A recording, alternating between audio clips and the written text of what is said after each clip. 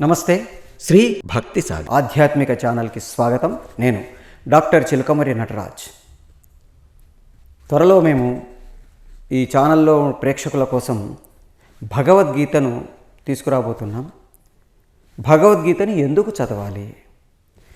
ఎప్పుడో 5,000 సంవత్సరాల క్రితమో 6,000 సంవత్సరాల క్రితమో మనకు సమయం తెలియదు, యుగాల క్రితము అనుకునే భగవద్గీత ఇప్పుడు నేను మోడర్న్ పీరియడ్లో అడ్వాన్స్డ్ టెక్నాలజీ ఉన్నవాడిని ఎందుకు చదవాలి? నాకేంటి అవసరం? నాకేంటి ఉపయోగం? ఇది చాలామందికి వచ్చే ఒక పెద్ద అనుమానం. ఎందుకు చదవాలి? దాంట్లో నాకు సంబంధించి ఏముంటుంది? నేనెందుకు దాన్ని తెలుసుకోవాలి? దానివల్ల నాకేంటి ఉపయోగం అని చాలామంది అడుగుతూ ఉంటారు. ఏ యుగమైనా ఎప్పుడైనా ఏ మనిషికైనా భగవద్గీత మార్గదర్శనం చేస్తుంది. ఒక అద్భుతమైన గైడ్, ఒక అద్భుతమైన ఫిలాసఫర్, ఒక అద్భుతమైన మార్గదర్శి. వాళ్ళండి ప్రతివాడు పుస్తకం పట్టుకోవడమో లేకపోతే మైక్ పట్టుకోవడమో మొదలు పెడితే భగవద్గీత అంటాడు, పురాణాలు అంటాడు, వేదాలు అంటారు అని ప్రతి వాళ్ళం అనుకుంటాం.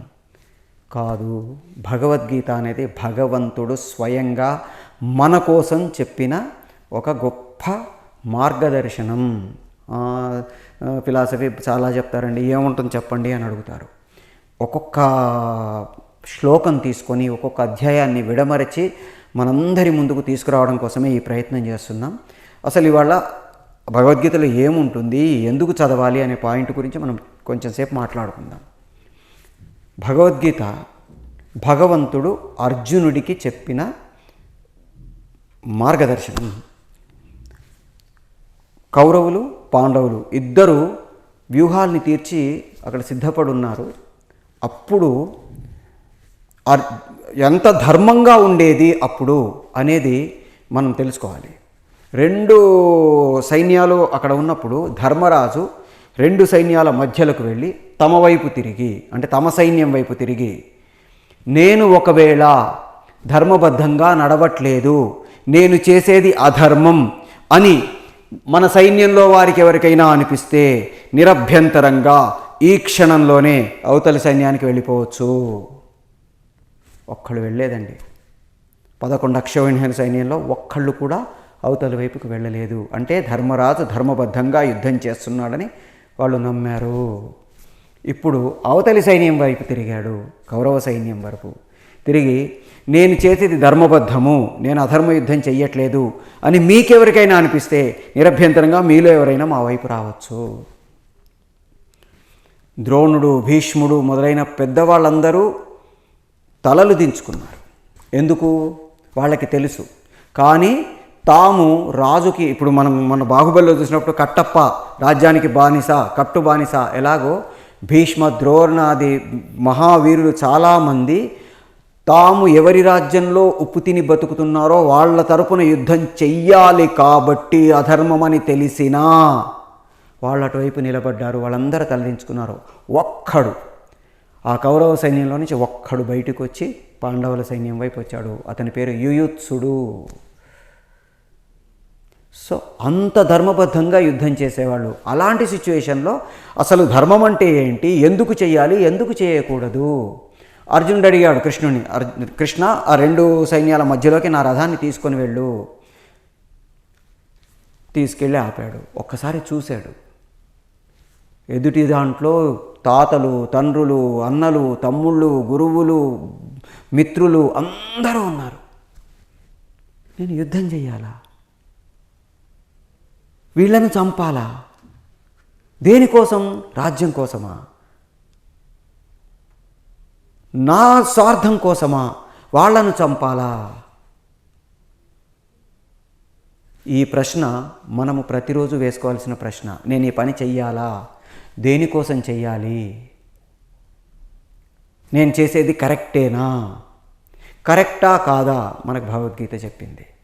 అర్జునుడు అడిగాడు, నా కాంక్షే విజయం కృష్ణ నచరాజ్యం సుఖానిచ కిన్నో రాజ్యనో గోవింద కిం భోగైర్జీవితేనవా. ఎందుకయ్యా ఈ రాజ్యము, ఈ భోగాలు నాకొద్దు, నాకు సుఖాలొద్దు, భోగాలొద్దు, రాజ్యాలొద్దు. నాకు ఈ యుద్ధమే వద్దు. అప్పుడు కృష్ణుడు మొదలుపెట్టాడు భగవద్గీత. దాంట్లో మనకి ఒక గొప్ప పెద్దలు సత్యం చెప్తారు. మనకు సర్వ ఉపనిషత్తుల సారము భగవద్గీత. అదేంటండి ఉపనిషత్తులకు భగవద్గీతకు సంబంధం ఏంటి అనిపిస్తుంది. వేదాలలో ఏవైతే చెప్పబడ్డాయో వాటిని ప్రజలకు అర్థం కాదేమో అని. ఎందుకంటే ఇప్పటి ప్రజలకు అర్థం కాదు, అప్పటి ప్రజలకు అర్థమయ్యేది. ఎందుకంటే అప్పుడు అందరూ సంస్కృతమే మాట్లాడేవాళ్ళు. ఇప్పుడు చాలామంది ఏంటండి అవన్నీ సంస్కృతంలో రాసుకున్నారు, మాకు అర్థం కాని భాషలో రాసుకున్నారు, బ్రాహ్మణులు రాసుకున్నారు, వాళ్ళ కోసం రాసుకున్నారు, ఎవరికి తెలియకూడదని రాసుకున్నారు అంటుంటారు మూర్ఖత్వంతో. కానీ ఒక 3-4 శతాబ్దాలకు పూర్వం కేవలం కొన్ని భాషలు మాత్రమే ఉండేవి. తెలుగులు, తమిళ్లు, కన్నడలు, మలయాళాలు లేవప్పుడు. అప్పుడుండే భాషలేమేంటి? సంస్కృత భాష, పైశాచీ భాష, తర్వాత పాళీ భాష, ఇట్లాంటివి ప్రాచీన భాషలు అంటాం. ఇప్పుడు మనం ఏవైతే మాట్లాడుతున్నామో వీటన్నిటిని ఆర్వాచీన భాషలు అంటాం. అంటే మనం మాట్లాడే తెలుగు కానీ, తమిళం కానీ, కన్నడ కానీ, మలయాళం కానీ, ఇంగ్లీష్ కానీ, జర్మన్ కానీ ఇవన్నీ కూడా తర్వాత వచ్చిన వెర్నాక్యులర్ లాంగ్వేజెస్ అంటాం. అంటే మూల భాషలు ఏవైతే ఉన్నాయో ప్రపంచంలో ఆ భాషల నుంచి వాటి సంకరంగా పుట్టిన భాషలు ఇవన్నీ. అప్పుడు కేవలం మనుషులందరూ సంస్కృత భాషే మాట్లాడేవాళ్ళు.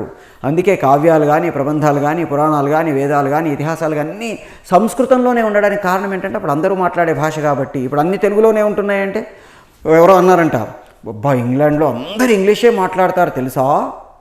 ఇంగ్లాండ్ వాళ్ళ భాష ఇంగ్లీష్ కాబట్టి వాళ్ళందరూ అక్కడ ఇంగ్లీషే మాట్లాడతారు. జర్మన్కి వెళ్తే జర్మనీ మాట్లాడతారు. మన దగ్గరికి వస్తే తెలుగులో మాట్లాడతాం, తమిళకు వెళ్తే తమిళంలో మాట్లాడతాం.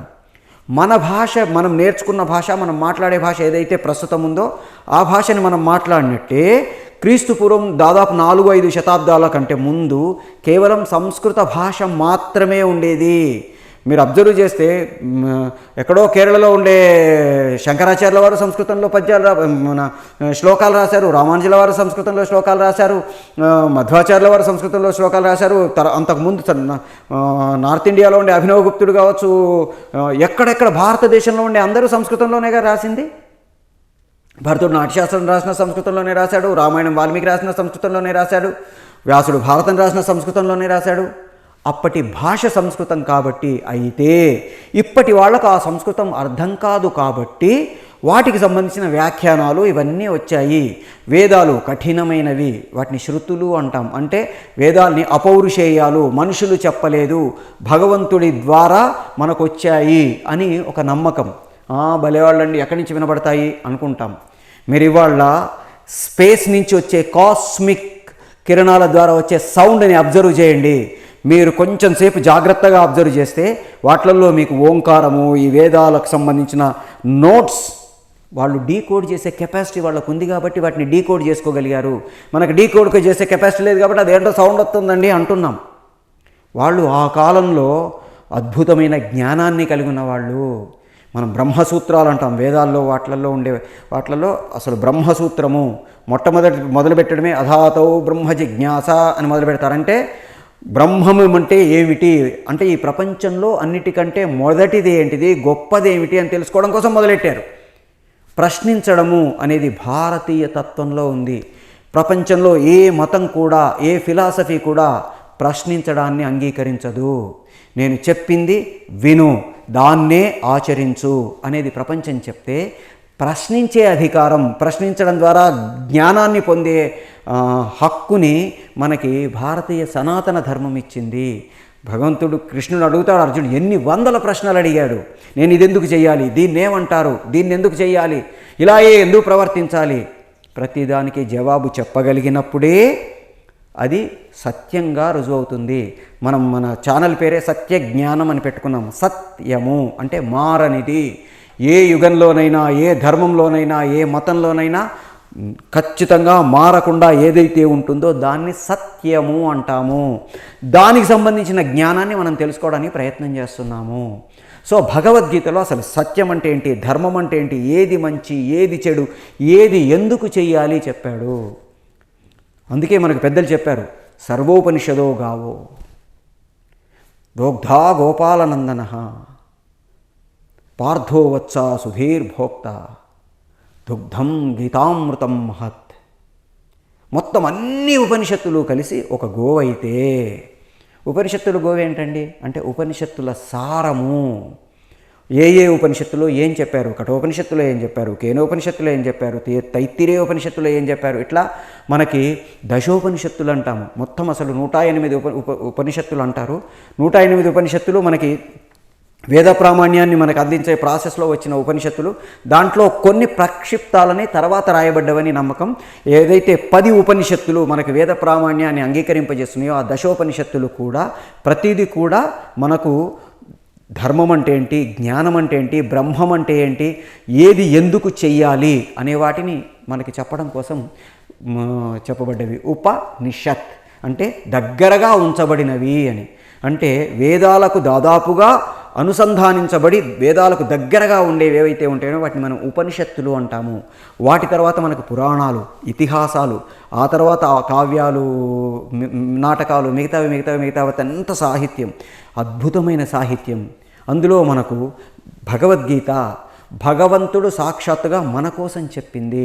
ఇప్పుడు మనం అనుకున్నట్టు సర్వోపనిషదో గావః అంటే అన్ని ఉపనిషత్తులు ఒక గోవైతే దోగ్ధా గోపాలనందన. ఆ పాలు పితికేవాడు ఎవడయ్యా? సాక్షాత్తు శ్రీకృష్ణ భగవానుడు, గోపాలనందనుడు. కృష్ణుడు అనొచ్చు కదా, ఇంకో పదం వాడచ్చు కదా, గోపాలనందనుడు అంటున్నాం. గోవులను అంటే మనల్ని, గోవులు అంటే మనుషులు. దానికి మనకి బోలెడని వ్యుత్పత్త్యర్థాలు ఉంటాయి. మన జ్ఞానాన్ని ఇచ్చేది గోవు. ఆ గోపాలుడు అంటే మనల్ని రక్షించేవాడు, మనల్ని పాలించేవాడు అయిన గోపాలుడు, అతని నందనుడు అంటే సాక్షాత్తు శ్రీకృష్ణుడు. ఆ గోపాలనందనుడు పాలు పితికేవాడట. ఆ సర్వ ఉపనిషత్తుల సారం యొక్క సారాన్ని పాలగా మార్చి మనకిచ్చేవాడు. మరి తాగేదెవరయ్యా? పార్థోవత్స సుధీర్భోక్త. పార్థుడు అనే గోవు. పార్థుడు అంటే అర్జునుడు. అర్జునుడు అనే గోవు ఈ తెలివైన భోక్త అంటే తెలివి కలిగిన అర్జునుడు భోక్తగా, ఒక లేగదూడగా. దుగ్ధం గీతామృతం మహత్. ఆ గీత అనే అమృతాన్ని మనకిస్తున్నాడు. తాగేదేంటి? గీతామృతము.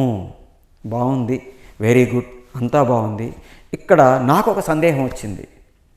సర్వోపనిషదో గావో బాగుంది, దుగ్ధా గోపాలనందన, పాలు పితికేవాడు గోపాలనందనుడు అంటున్నాం. పార్థోవత్స సుధీర్భోక్త, జ్ఞానము కలిగిన అర్జునుడు అనేవాడు భోక్త అయితే గీతామృతము పాలుగా వస్తున్నాయి. ఎవరైనా సరే పాలు ఎప్పుడు పితుకుతామండి? వత్స ఉన్నప్పుడు పితకంగా, వత్సకు వదిలేస్తాంగా. అది పాలు తాగుతుంటే నేనెందుకు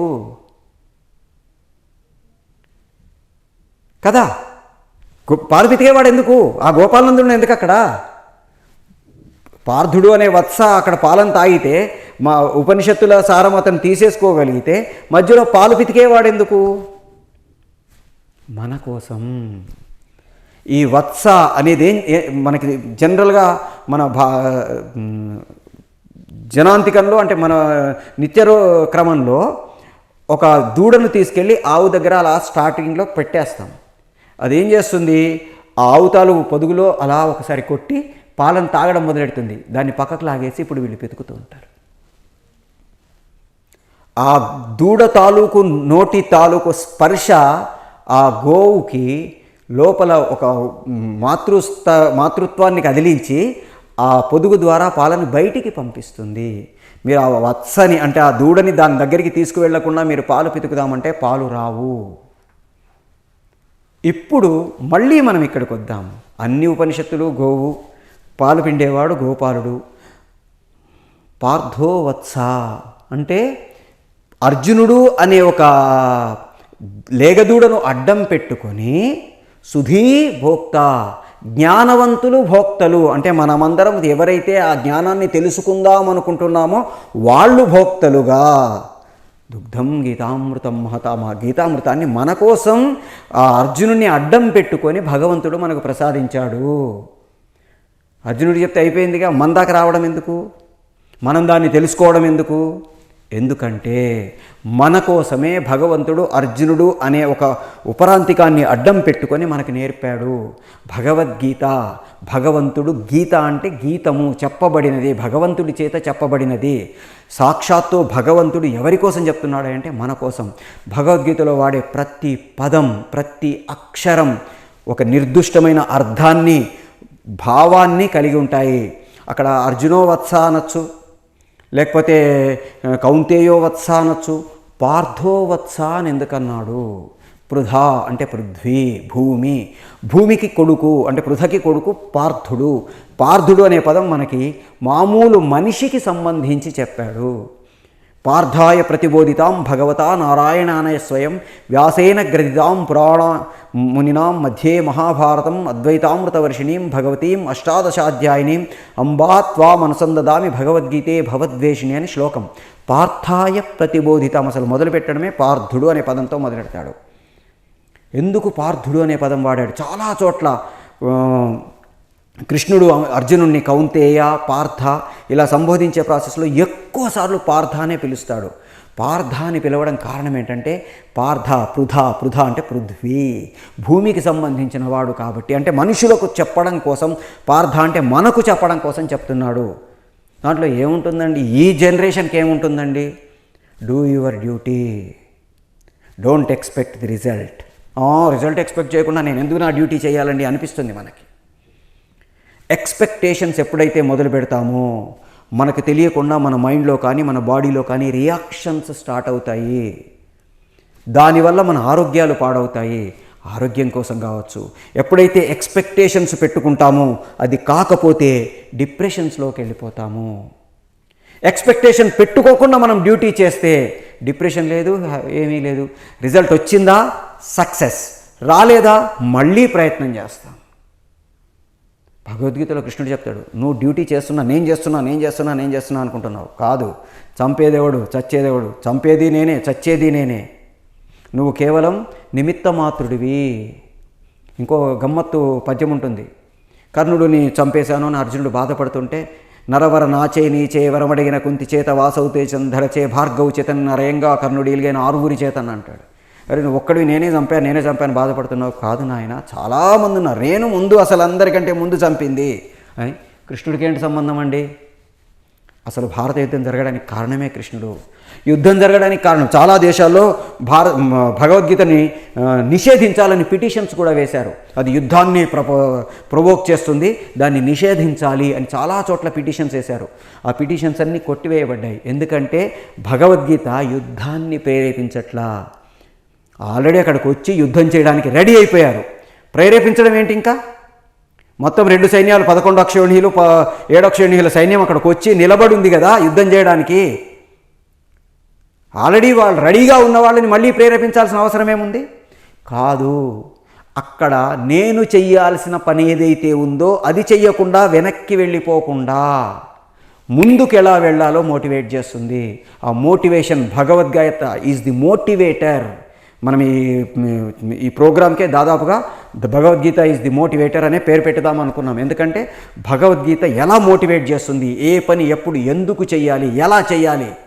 చివర్లో మనకి భగవద్గీత ఎండింగ్లో ఎత్ర యోగీశ్వర కృష్ణో ఎత్ర పార్థో ధనుర్ధరః తత్ర శ్రీ విజయోర్భూతి ధ్రువాణి తిర్మమ.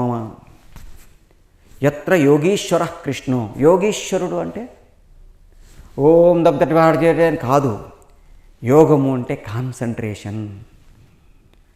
మన మనస్సుని, మన శరీరాన్ని ఒక దగ్గరికి చేర్చి ఎప్పుడైతే మనము దాని మీద కాన్సంట్రేట్ చేసి ధ్యానం చేస్తామో దాన్ని యోగము అంటాము.